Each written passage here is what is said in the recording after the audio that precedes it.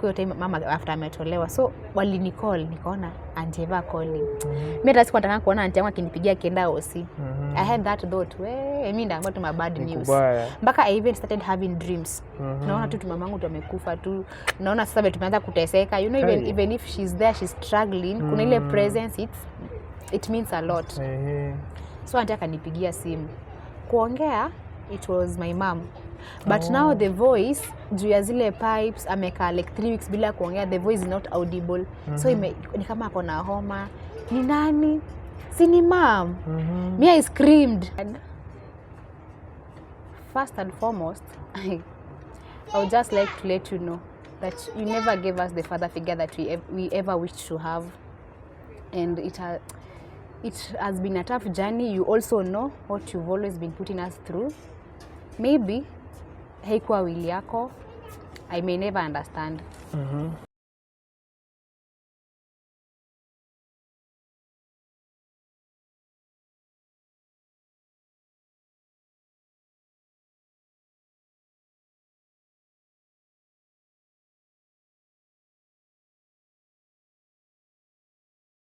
Hey guys, welcome back again, and this is Bob Shakwila Tales. We're here again, still at the Mama Domitila's home, and today I've decided to meet the daughter. Nikutane na msichana wake atueleze kinagaubaga pia, like how has it been, you know, the journey.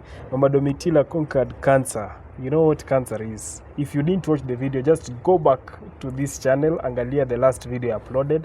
I was with the mom and she was like, hey, wacha tu, alisema mambo yake yote. So leo niko hapa na mgeni mwingine mnamuona, na nataka tuambie yeye anaitwa nani, like imekuaje hiyo safari, si ndio?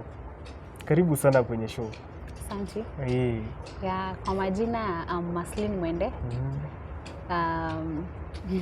Daughter to Domitila, and also mother to one daughter. To one daughter? Yeah. Wow. So Domitila is my mom, and I love her so much. She's been such an encouragement in my life personally.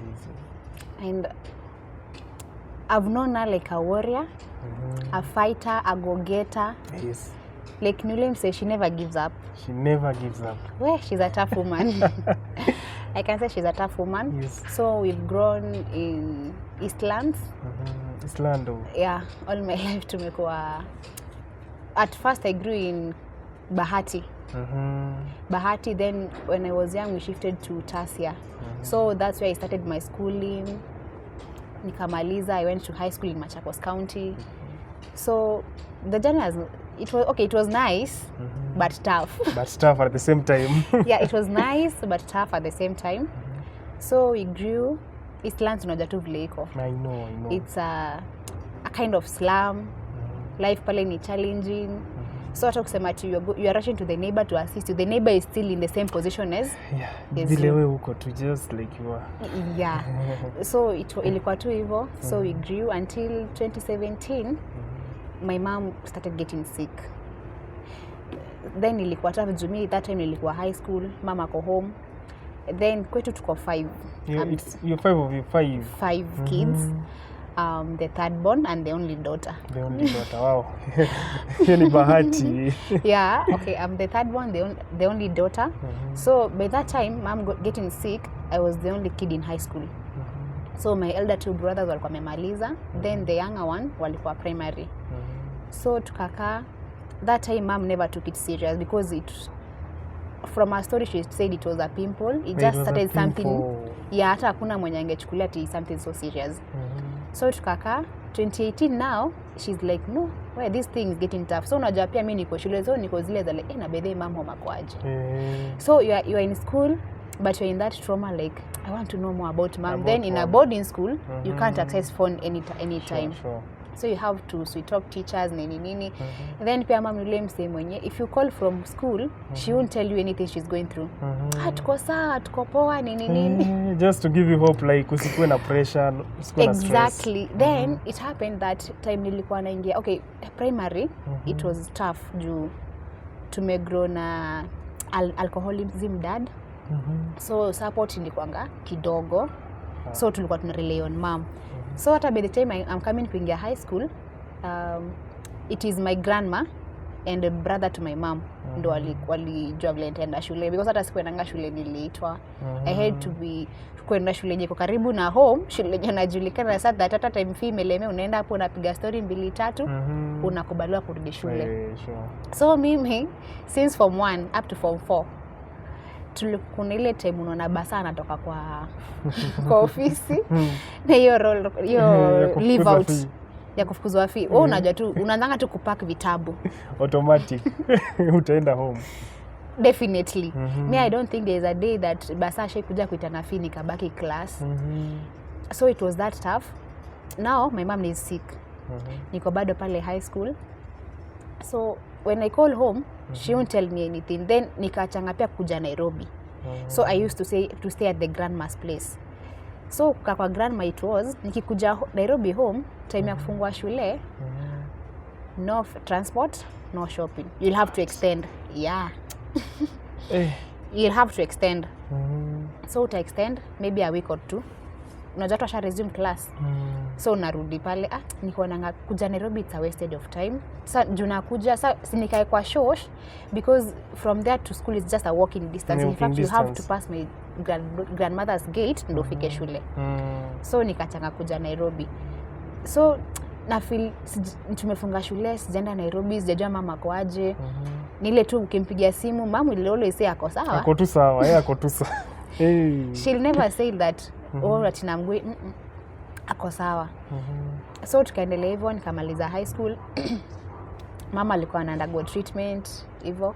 So kumaliza high school, there is a teacher alikuwa anafunza kina bro wangu wenye kwa nyuma, anaitwa Mr. Charles. Akatuambia about Hope, kunaitwa Hope organization. Ito Hope Worldwide Kenya. I guess iko na some branches, so mimi nilikuwa branch ya Tasia. So Hope Worldwide Kenya, inafanya nini? Inachuanga ladies from I guess it's 12 years to 24. So there they can assist you kama wasa uko shule, they assist in paying school fees even if it's half of it. Alafu hao wenye wamemaliza high school kuna vocational trainings. Kuna beauty therapy, kuna dressmaking, kuna welding, computer. So me, I went with the connection of that teacher, Mr. Charles. Nikaenda, kwanza mnafanya classes za financial capabilities na business entrepreneurship. So kishamaliza hapo, ndo una sign which vocational training you want. So mimi nilikuwa zile za nimemaliza form 4 nifanye computer. Hata mama alituambia. Yeah. So mimi nikaenda, nikafanya computer. Nikamaliza. The same teacher tulifanya naye computer alikuwa na beshte wa cyber. So that friend anaitwa Totobichi cyber hapo tu Tasia. So that friend akanipea job kwa cyber yake. So nimetoka tu hivi computer, hata nilienanga before SAT ilikuwa released after 2 exams. Juu tulifanya ucha alikuwa favoring juu normally people take around 8-12 packages, yeah. So tulifanya computer application 1 na 2. Iko na each one containing 10. Yeah, so total zilikuwa 20. So kapata nilikuwa na more knowledge kwa computer than msema tu normal packages. So nikaingia pale, nikasola hapo hivyo kwa cyber, mama akiwa tu pale OC. But now by that time nilikuwa na mtoi. So my mom is the one ana babysit nikiwa job. At this time alikuwa msick bado? Alikuwa kwa msick, alikuwa msick nikiwa high school, nimemaliza, nimekuja nje, sasa nimeingia computer, now I'm hustling. So nikakuja, you know, the time anaenda clinic, I'll have to get a permission from work. Juu sasa sijai mpeleka daycare by the way. So my mom has always been there for me. That's a wonderful mom. Sijai mpeleka daycare, hata I've never experienced what is a daycare. Yes. So we used to, time mama anaenda clinic, stand a job. Then clinic Kenyatta, it's early mornings. So by 8 hapo pale shughuli nini. So by midday ametoka. So akikuja tu hivi mimi na rush. Juu ilikuwa tu around, ilikuwa the same area. Na rush job. So nafanya kazi hivyo. So it came a time pia bro wa mom was sick. So aligonjeka time ya COVID. So gonjeka time ya COVID, actually mom ndo alinotice alikuwa na trouble kuswallow, even the voice ilikuwa imefungana. So mom noticed, wakaanza treatment. So hiyo time niko job ikakuwa pia ni cancer patient. So he had to kutoka home akuje for radio na chemotherapy Nairobi. So your time ndio pia mimi nimeanza life, niko na kanyumba pale. So he was staying at my place na sisi ya mom. So mama akaenda medication, bro yake akaenda medication. Yeah. So akaendelea hivyo, brother yake akamaliza radio na chemo vipoa. But sasa ilibidi niache job. Pale kwa cyber juu. Sasa mama ako hosi. So mtoi sina msi akuachia mtoi. Sure. So nikaacha job. Nikaanza kukaa na mtoi, so mama ako hosi hivyo. So bro wake akakuja akamaliza radio na chemo akarudi home. The brother pia alikuwa na shida hapa. Yeah. So akarudi home. Vile alirudi home akaenda, sijui ni kama ni medication na kufuatilia vizuri ama what happened. After around 2 months he came back. Sasa akiwa worse than before because yeah. He never even used to swallow even saliva. You can imagine. So hata food kupita ni issue. Like tukipikia my daughter, tulikuwa tunapika na yanko. Tuna blend. Then inakuwa diluted. Yeah. So kama it's maybe hizi ndizi and waru, you cook vizuri, you blend, then you dilute. If it is ugali, he takes with milk.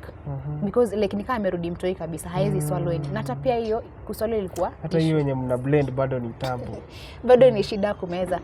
So hiyo time mama kaenda sasa surgery ya 2021. They were admitted in the same hospital with the brother. So bro alikuwa ward 7, mama alikuwa ward 4. Ndio mama akaenda theater, akaenda ICU. So the time mom came from the ICU, akaenda ward. After some few days she got discharged. The bro passed. Now the brother dies. The brother died. Then ilikuwa painful kwa mom. Juu okay, bro mom pia alikuwa nile mse drunk. Hata ajijali. So hata kama si time ya COVID tulikuwa home sisi wote, mom ange notice mse ni msik. Juu alikuwa ni tonsils tu. So unajua mpaka voice imejifunga hivyo. Ni tonsils. Mama akamwambia hapa twende hosi. So akaanzanga ile hosi ya chini home. Wakaenda kunyweni hizi dawa 2 weeks from there tutajua. After kurudi bado no change. Go to Machakos, biopsy nini it's cancer. So solution ni Kenyatta. So that's how he went hadi akapass. So kwa mom ilimtouch by the way. Juu ulianza na msee jani na amekuwa sick after you. Then after you. Yeah. Cause bro ya mama aligonjeka 2020. My mom got sick at 2017. Yeah. Na akakufa before? Alikufa before my mom. So tukaenda burial, tukamzilisha, so ikakuwa tu hivyo tukarudi Nairobi. So mom ndo akakuja pia akaanza pia radiotherapy. So still no work. Isn't a job. Yeah, so tuko tu home. Tukakaa. So mama akaenda hizo radiotherapy zake akamaliza. After kumaliza sasa ndio jusa pia zinakumalizanga nguvu. It's like they dehydrate your body. Sure. So mama akakuwa ako weak. She can't do anything. Even yeye mwenyewe walk, it's an issue. Yeah, I don't know hizo rays, I don't know how they affect someone. So kwa sasa ile recovery process ya sasa tumpe fruits, vegetables, nini arudishe mwili. Then you come along, hizo fruit hata kuzipata, it's an issue. Because one, my dad ataelewekangi. 2, mi siko job. What? Yeah. My elder brothers now, there are people that you can't even depend on them. Because hata hawayuko job. Then pia nile, okay, sijui what's wrong with the young generation.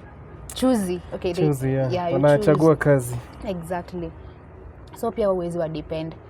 So nikaka, mom ndo huyu. I have 2 siblings. Sasa by that time wameshaingia high school. Pia kuingia high school it was a struggle. Like it was a real struggle because sasa hata mimi mwenyewe I've never took my KCSE certificate. Simply because yes nilikuwa na hustle but sasa nitakimbiza kuchukua certificate na maybe bro saiza amefukuzwa fee. Hiyo dosi heri iende huko hivyo. Hiyo dosi sasa inabidi naipeleka huko. Sasa hata kama ni 3, 5 na sukuma huko. Sasa sijai chukua my certificate. So the other person mwenye amekuwa akitusaidia it's my boyfriend, my fiancé sasa. So at least yeye amekuwa hata kitry. Anajaribu vile anaweza. Anatry vile anaweza. Sasa pia yeye ako na family. You see? Pia yeye ako na watu wao wanataka kuwasaidia. Mimi ndo huyo hapa. Pia mimi bado namlilia bana. Manzi try to help me this other side, but he's been doing his part. He's been doing so good. Naweza mu-appreciate a lot. Juu sasa unaona kuna period sijakuwa job. So ile do yenye natumiwa ya shope keep mtoi tunagawana mama. Because lazima ya kule fruit nini. The other side iko na mtoi. So we had to cook on one side to reduce the cost. So kani kupika kwa madhe, tupike huko, tutoke kaa tumekula. Sasa hivyo madhe akakuja akakuwa, sasa akarudisha nguvu, akakuwa tu sawa. So now nikapata job ingine ya outside catering with the Lynn catering services. So mom, sasa si wewe tu utabidi umekaa na mjukuu. She took the grandchild, wakaanza kushinda yeye. So mimi nilikuwa nafanya outside catering. Then this one you work on weekends mostly. Jo weekdays no events. Yeah. So we work on weekends. Unapata tunaenda maybe kan event kubwa, we go on Friday, prepare our ingredients. Saturday we start cooking. Maybe some other people work for Adventists, so their events they do on Sundays. Yeah. So mnaenda Saturday huko hivyo. So tukahustle hapo. Nikahustle so until niko zile za like I need to go for attachment. Juu nimefanya catering. So after computer, back then nirudi kidogo, after computer, after nimefanya kwa ile cyber, nikaacha juu ya mama OC, kidogo akarudi sawa. So when alirudi sawa, juu nilikuwa tunaenda 2 hours class narudi. Hivyo. Juu ilikuwa ni certificate level. So nikaenda nikafanya, so nikatoka. Sijaenda atacho. So itabia catering, if you try to apply job mahali, unaitishwa SAT. Na mimi sikuenda atacho. So nikaambia ule boy tulikuwa tunangania catering nao madam, mimi itabidi kwanza nimequit niende atacho. Maybe tutakuwa tuenda job weekend. Kama pale sindapata attachment weekend apanga free, I'll be coming tunaenda job. So nikaenda attachment hapa hoteli fulani huko chini tu Antenna. So nikaenda attachment huko. Nikaenda 3 months.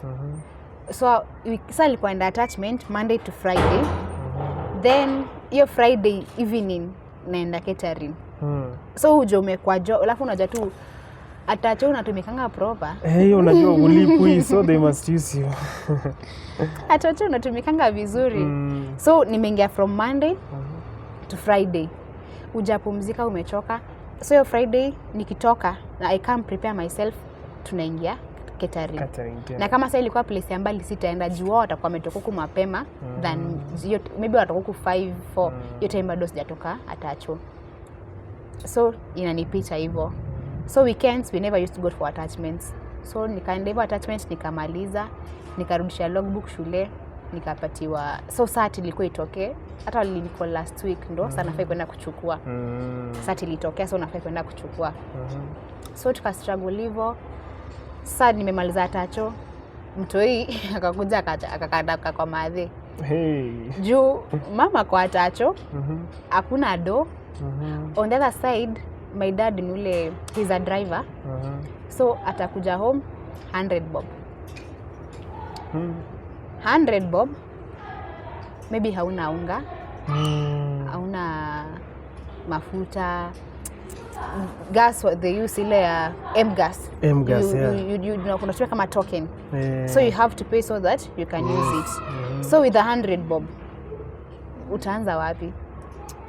So ikakwata ni ngumu. Mtu yeye akaona zia hapana. Then unajua kikuja huko anaona mam nikaa naishi imeshapoa mimi nakaa huko. Kaka hivyo tu kalikataanga tu kuishi huko. Kakakataa kuishi huko. So amekataa kuishi huko. What do I do? Babysit again. So nikakaa kwa nyumba. So sasa hata sijakuwa job for a while. Nilimaliza atacho last year. So sijakuwa working for a while. Nilimaliza atacho October. So since October up to now. Yeah. Since October up to now. So nikaanza kuapply online hivyo kutafuta job. So the challenge that iko unapata if you apply they need an experience. Hiyo ndio shida sasa kuwa youth na kazi. Ndio 5 years experience. Okay, umemaliza shule.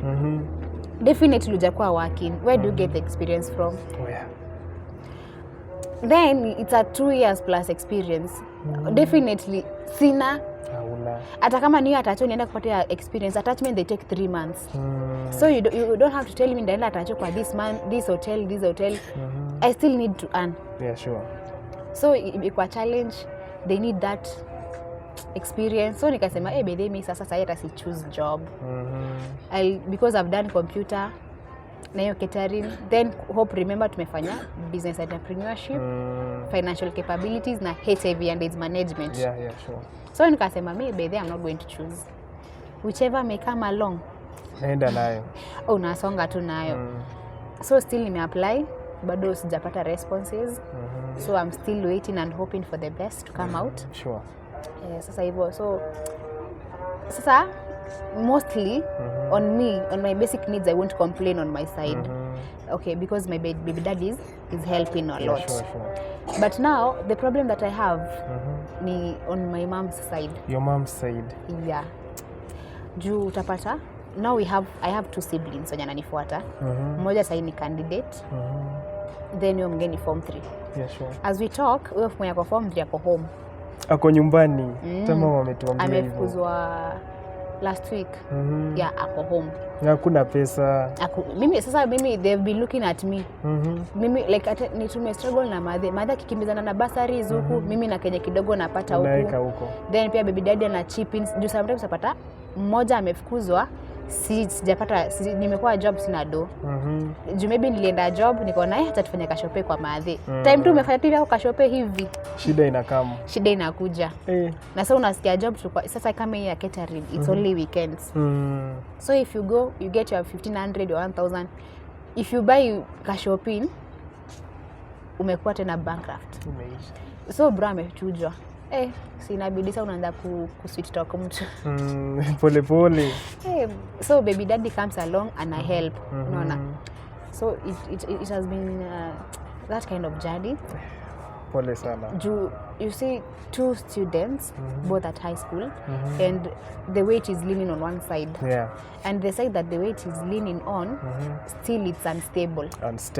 Yeah. Pia haijasimama. By the way. So hivyo ndio imekuwa. Yeah, imekuwa hivyo. So mimi I'm just crossing fingers this year mwenye ako form 4. Amalize. Because last year he's been in and out of school. Like most of the times hajakuwa shule. So this year was like me hata tu ni cross fingers kwenye tu blessings zitatoka. If maybe nitapata job zikuje tu at least huyo asitoke, because Bede is a bright student. Amekuwa akifanya vipoa hadi academics, mimi ndo naendanga siku ya visiting. Unajua progress yake. He's a good boy, ako sawa. Pia mwingine pia yeye ni average student, let me say so, but pia ako sawa. But sasa huyu mwenye ako forward, nile uko na hopes. Hopes manze, huyu itokee tu asifinyike. Yeah, nile uko na hopes. So unaona like let me try my best at least asikuje home this year. Because yo kuja home last year akiwa form 3 it affected. So I'm sure even this year if akicontinue kuja home itamsumbua. Then you know school management ni do. Kuna electricity pale, kuna maji pale, kuna food wanakula pale, kuna zile remedial classes.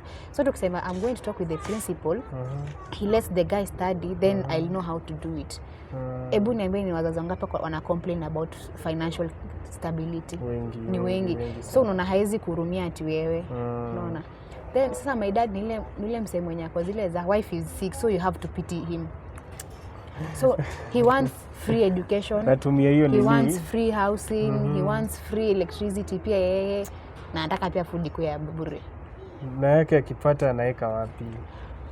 For real mimi sijui, because all along my childhood journey my dad amepanga tu issues tu. Mara gari fanyangi kazi, hapa kwa barabara hakuna job. Then to him driving license yake akijaribu ku apply job, he has over 20 years of experience. So the problem with my dad is hataki kwenda job iko committed, like kuamka ni saa fulani, kufunga ni saa fulani. He wants that chance anafanya na embasava. So that chance I'll wake up ni tumemsee kwanza aende zile squad za asubuhi. Nilale niamke later. So anaamkanga the time anaingia rush hour imeisha. Juu utapata si wanamkanga maybe 4-5. Anapeana gari iende na driver mwingine. So by the time inaenda tuseme iende 2 trips, it's already 7 or 6 something in the morning. Watu washaingia job hiyo masaa. Hiyo masaa ni masaa ya traffic. Alale kwa road kidogo. So unajua asubuhi akienda town, akirudi like traffic haiko. So ni haraka akidrop, akibeba, akirudi. But by the time my dad is waking up, traffic ndo hiyo. So by the time unaenda town take a lot of time. By the time unarudi si ni saa 5. Nani anaenda job saa 5? Noma sana. So hiyo ni ile masaa ya kubeba chwani tao nini. So unapata no income because ame waste ile time ya asubuhi. And then during lunch time he'll give another 2 squads or 1 kwa watu tena akae akule lunch. Then from the road up to kwa nyumba, it's not a distance. It's a place mse juu siku nile ndo unapangwa ya lunch. If it's someone who is serious anaweza sema let me be eating from home, then this money napewa ya lunch I'll do something else with it. But wapi si lazima tu nikule mturano huko. Wewe ni shetani mkubwa. So iko hivyo. So unapata instead ya mshegari inaamshwa na mse. Ikifika lunch time instead unajua unaangalianga situation vile kunasema kutoka hapa kwa main road hadi kwa nyumba less than 10 minutes. Fika kula haraka go back to work. But sasa ya hataki. Juu kwa ile nyumba pia hakuacha do. Then ule mse anapenda maisha iko fiti. Soft life. So he'll take ugali and meat there zile vichwa za mbuzi pale kwa barabara, nyama hivi. Yeah. Akikumbuka kwa nyumba kuacha do, so he can't come back to the house. So anaenda hivyo. Jioni akifunga job, even if you've gotten 300 or 200 bob, you know if you come at home, tomorrow come with another 200, hivyo, at least you'll save up to something. But now my dad akifanga job, ile kamati ya wazee. Achemshe kidogo. Lazima achemshe kidogo. Now you see if maybe umefunga around 10, funga around 10 ama 11. Pitia somewhere. Have your drinks 1 2 3. It's almost 1 2. Ndo unakuja kwa nyumba. You're supposed to kuamsha gari 4 ama 5. Uta manage. First you are drunk, you need a lot of sleep. Umechoka, umeshinda barabara the whole day, so you need to rest. So in the morning that's where anapeananga zile squads za maana. Juu ulitoka job ile masaa inafaa instead of you resting. Unaona? So anakuja late, unalala kuamka asubuhi ni issue. Yeah. Joto kimuuliza, mimi niliingia high school. If I ask him, how much have you spent on me? Sijui. Actually, if it was not for my grandmother, nimekwambia my uncle, singesoma high school. Ilikuwa tricky sana. For real, singesoma high school. Then after sasa mimi nimemaliza, instead of I work on myself now, I start working on my brothers. Your siblings. Sasa growth yako pia inakuwa ngumu. Sasa unaona kama niyo kitari naendanga ama hiyo ndo unapata anywhere. If you get like let's say 5,000. You know even if to spend, me says spend at more than 2,000. Then I save the rest. Ningekuwa nishachukua sati yangu mimi mwenyewe. Shule. But sijaichukua. Up to date sijaichukua, but I'm still planning. At least akimaliza high school, maybe I'll go and take it. Sure. Yeah. So mina hiyo mambo inatamausha. But then tumeongea na mom and she has been like pia anajaribu kutafuta msaada, si ndio? She has talked to Sakaja, you know, talking to the camera, unamuongelesha, si ndio? Itamfikia. Anasema pia amejaribu kutafuta barua kufikia watu kando na medication, like your siblings warudi shule, si ndio? Na anajaribu sana. Okay, she's really tried because even on her condition, as care bursary they have been given out somewhere. She can't let go. Area ende, she applies it fails. Then kusema, hey, me I'm sick, you know, someone can say, hey, me I'm sick, I won't go. Yeah. But she sacrifices. Anasema, hey, hata mimi niende. Even if I apply and they fail, ama ikose kunifike, you know, maybe kunile pesa yenye county imesema, we are reaching out to certain kids. So maybe unaweza apply na ikose kukufikia. But we thank God most of the times when she applies it, it turns up well. So pia imekuwa ikipush mahali. She had a connection with, okay, she went to take a bursary. Then hiyo side yao CMP ni Babu Owino. Babu Owino. So he calls the inatoka check, yeah, anaitanga ye personally. So it happened one day akiitania, mom came to pick the, so aka get attracted. Kwanza akaacha kuitania kuuliza mom ni nini mom. So like it was a brief one, like around 5 minutes. So akapea mom, sijui alimpeanga 5 ama ni 3k for the transport ya kwendanga hosi. Sasa hiyo time mama kwa na clinic mbio deposit school fee. Akaongezanisha na ingine. Waliona mom ni msika kamuongeza do ya transport. Ya transport. Ndio unatibiango wapi nini sawa shika hii nikulikuwa kwa umati. He still calling out names because ana calling in alphabetical. So when he is calling, giving out the checks to the parents, so it came to my brother's name. Juu unaitangwa jina ya shule fulani so and so this school.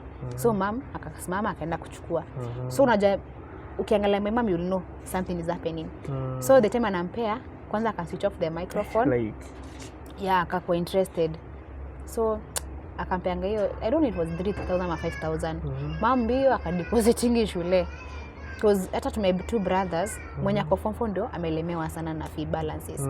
Because my dad nule msee, school fee first time is 23,000. He'll pay 2,000. Full stop. Now if it's 23 you paid 2. You remain with 21 and then the next term with the balance. Maybe the next time let's say it's 18 or 17,000. You know it may add up. Yote. Yeah. So but pia time yenye sa bro alikuwa anaingia for months, so pia mimi sikuanga poa. So at least last born wakati anaingia tulimpush through. So I guess balance yako nayo ni ya last term kidogo na ya this term sasa. But sasa mwenye ako fourth zake ndo zimepile juu mzae this term analipa 2,000, yeye anakanyagia hiyo story. Analipa 2,000 anakanyagia hiyo story. So yeye anaonaga tu watu wake na shule, he doesn't know even how they survive.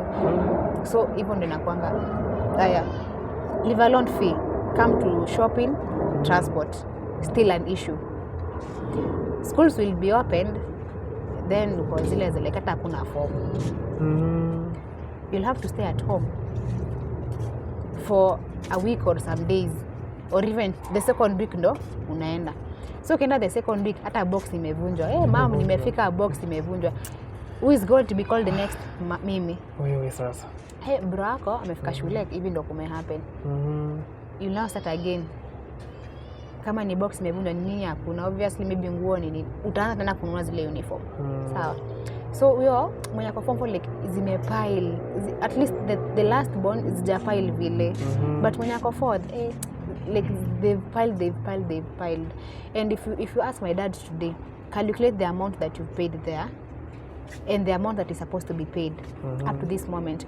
Yani hata utashanga what Mercy keeps that kid in school. Juu hata ajuangi tunapitianga struggle gani? Ajuangi. So and sasa hata mimi nashanganga because huku nje is a very nice guy. Outside yako here's another picture. Mtu tofauti.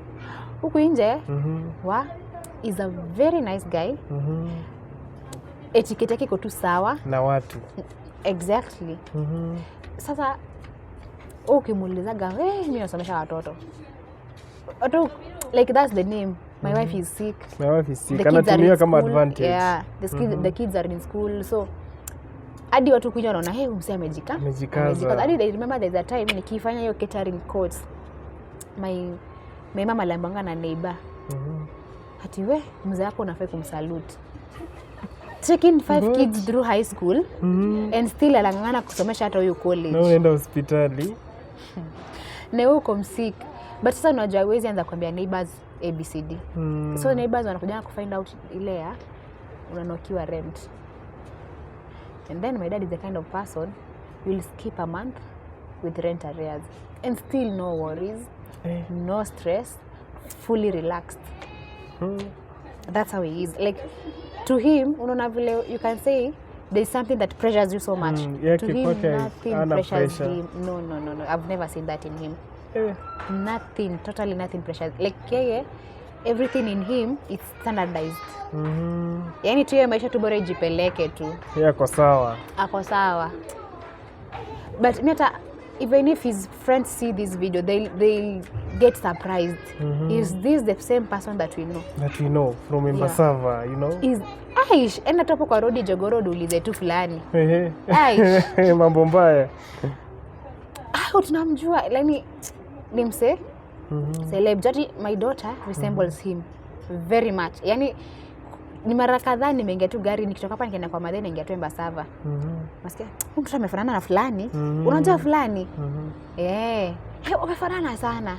So mimi ndio salipa hiyo fare. Like ile respect anapewa kwa occupation yake. Utalipa hiyo fare. Ukitembea tu na maidoto unasikia mtu anafanana na fulani. Hadi kwa barabara unaitangwa. Excuse mtu.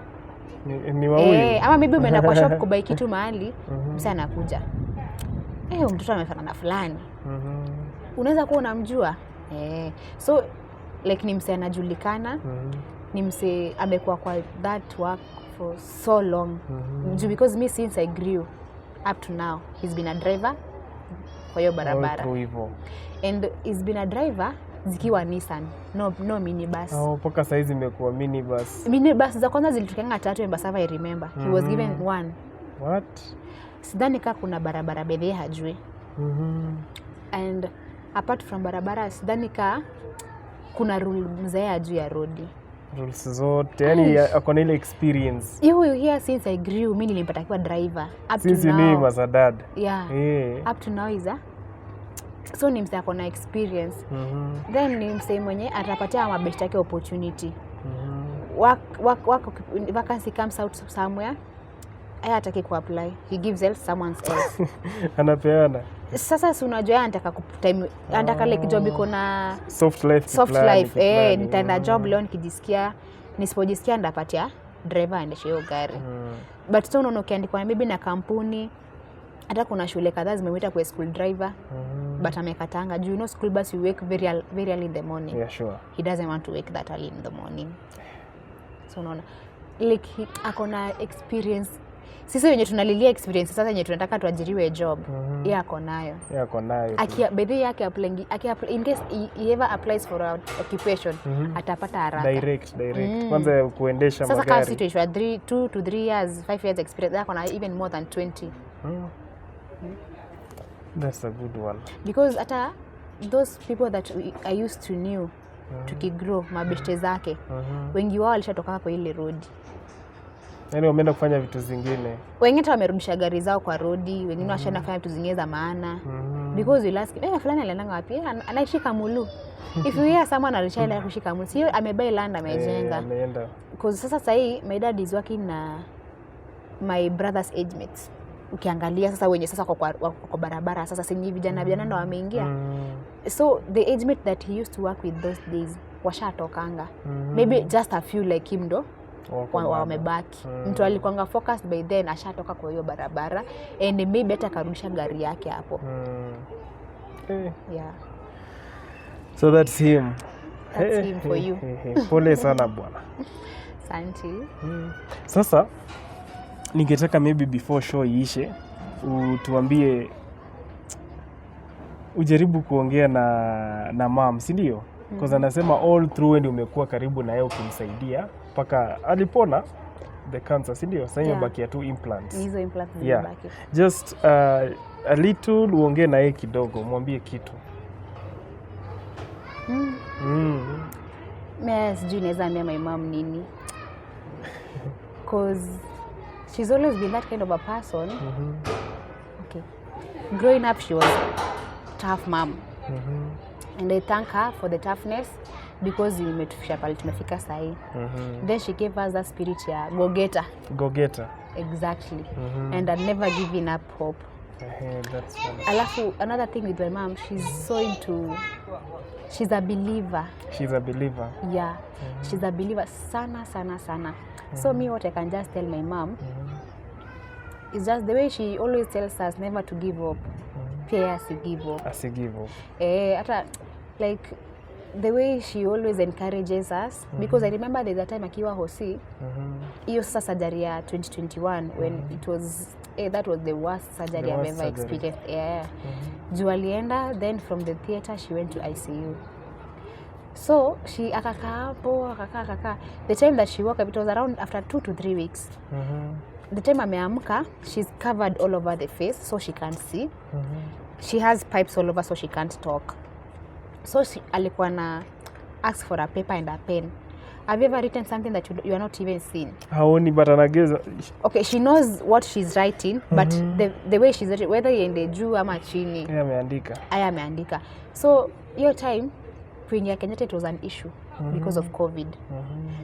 So lazima ukiingia kulikuwa na gate pass. Sa it happened that alipigia daktari. Like Manasi, the moment she woke up, she wrote. She wrote my name, Mercy, and my aunt's name, Eva. So when you talk, she alikuwa anasikia. Akamuuliza Mercy na Eva amefanya, call them. So anaandika hapo tu, call them. So akaandika namba ya Eva akapigiwa. So wakati Eva alipigiwa, nasa alisema Domitila amesema mumuitie msichana wake. Mimi nilijua mama nikoenda anaenda. What? Hiyo inashtua. You know, okay, Kenyatta, we are used to the hospital like ukiitwa. Juanga tu. So they said tell Mercy her mom is calling her. Then the previous day we were there. Mom is even not talking. So I can't understand the way you're telling me anakuita. Manze mimi nikasema we hapa kimeumana. I had to call a friend, alikuwa Barbara. Barbara. Mimi tu nipeleke Kenyatta juu mimi naona hata sitafika. I know the buses za Kenyatta vinaenda chukulia. Then nimetoka Tasia to town, then nichukue gari hapo hivyo Ambassador. Nilipotea town. Because niko confused, I don't know mama ananitia nini. Then niko kwa kama mimi niko, it's not mom calling me. It's the nurses trying to pass the message, but they don't want to tell us directly. Then I was no. My aunt is the next of kin. So if it is anything, wangeita auntie badala ya mimi. So pia auntie yangu juu alikuwa ametravel home kidogo. Alikuwa juu pia watoto wake kwa home. Alinipigia. Daktari anasema madha ameamka na anasema anataka Mercy. So ukimbie alafu mimi nikufuate. Juu pia alijua whenever Kenyatta calls ni hivyo. Yeah. So tukaenda nayo best yangu Barbara. Unaona juu sasa uingi hivyo kuna ile sasa hiyo namba ilikuwa imepiga tukapeana kwa gate, tukapewa gate pass tukaingia. I'm still with my daughter. So kufika pale Barbara kabaki nje na yeye mimi ndo nikaingia. So mimi kuingia ICU my mind was mimi mama by the way hayuko. Mimi totally nilikuwa nimeenda na that thought. So nikaenda nikapata mama kwa hapo ameamka. Unafika ukiongea anajua the voice, but sasa she's covered all over the face.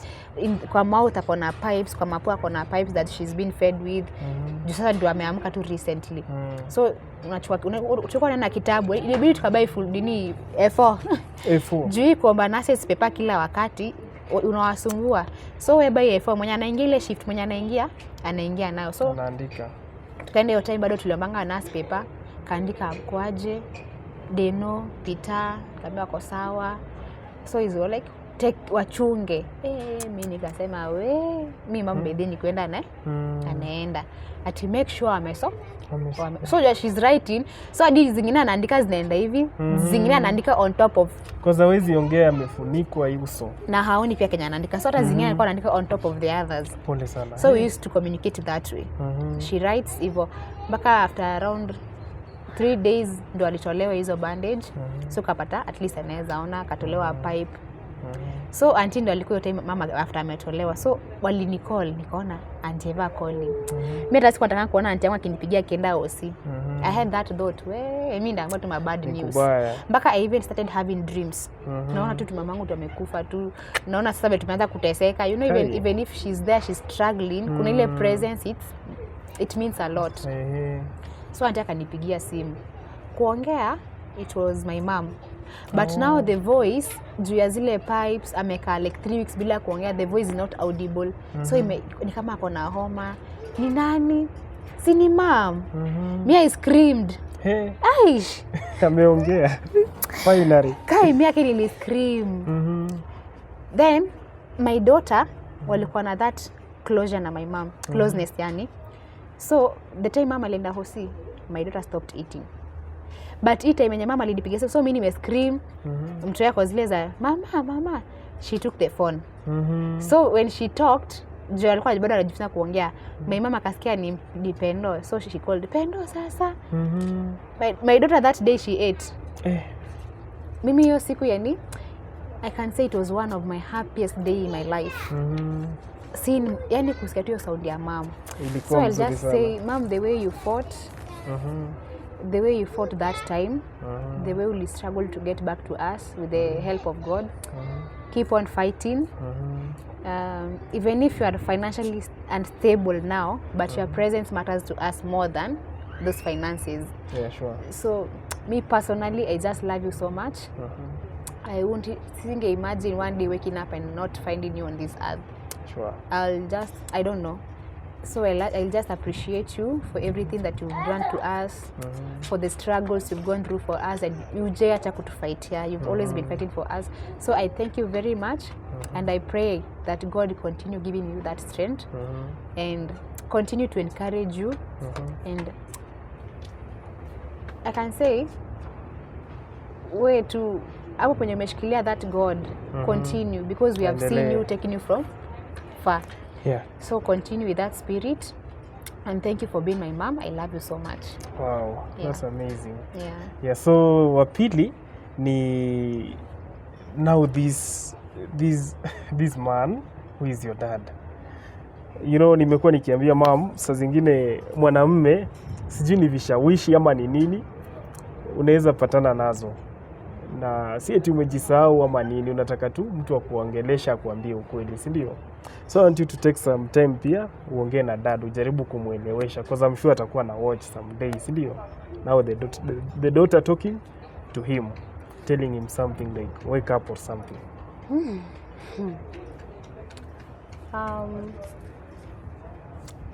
To my dad, first and foremost, I would just like to let you know that you never gave us the father figure that we ever wished to have. And it has been a tough journey. You also know what you've always been putting us through. Maybe, haikuwa wili yako, I may never understand. But what I can say, even if it happened back then, you never took care of us the way you are supposed to do. Maybe hata job yako, maybe tunaweza kublame na pia job pia upatangi do. But at least hiyo kuongea na kujiexpress, it could have meant a lot to us. Yeah, sure. Then it's not all about money. It's all about compassion. Yeah. That, yani, ile closeness ya family. You've never given us that closeness. And I would just say, it's never too late. It's never too late. You can turn back and decide to start doing your fatherly duties. Say you are a grandfather. Because we miss that father figure in you, let your grandchildren enjoy that.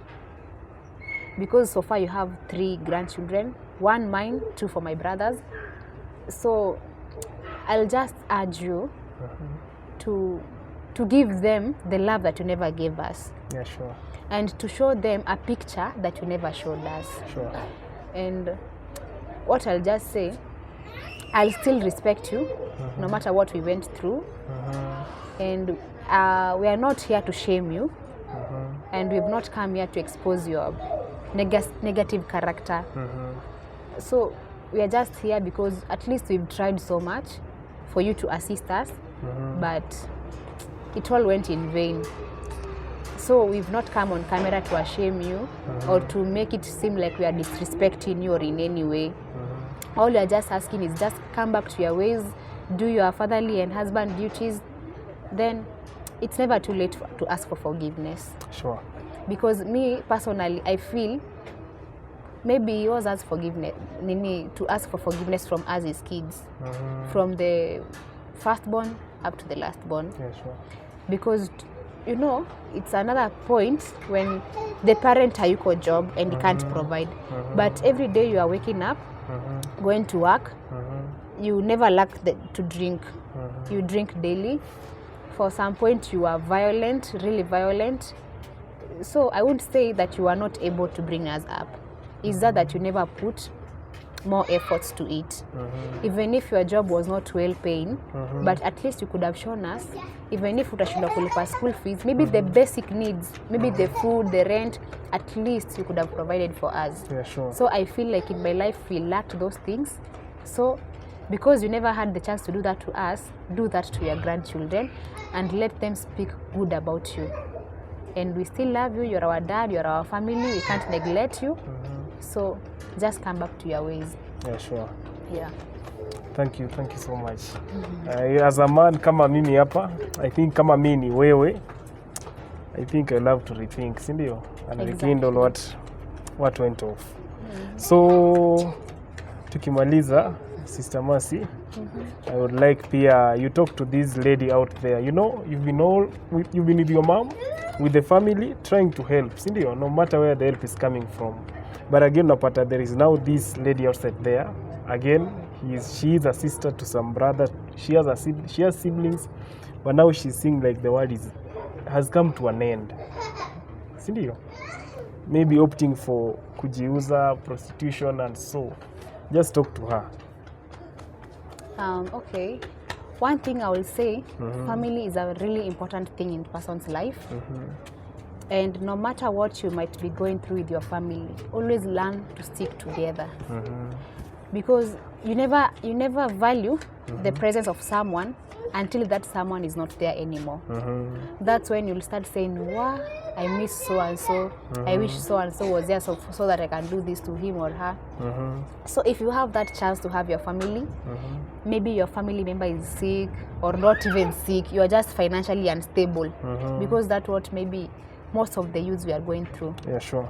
So if maybe you have a sick parent, a sick brother, or maybe they are not sick, you are just struggling financially, I can just say never lose hope. And you can continue fighting and continue struggling and believe in God that you'll get what you want. Sure.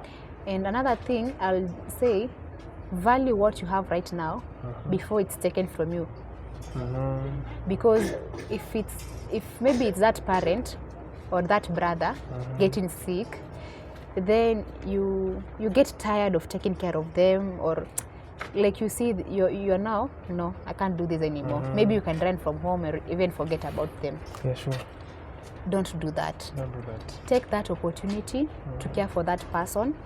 And most people, they see when someone is sick, they have no use anymore. Don't do that. Give those people love. They really need love.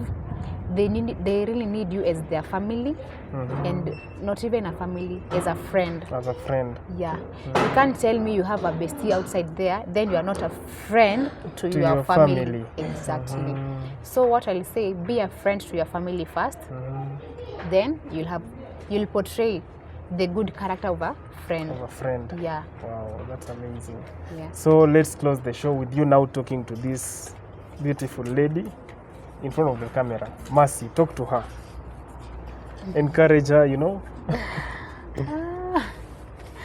Oh my. Okay, what I'll say,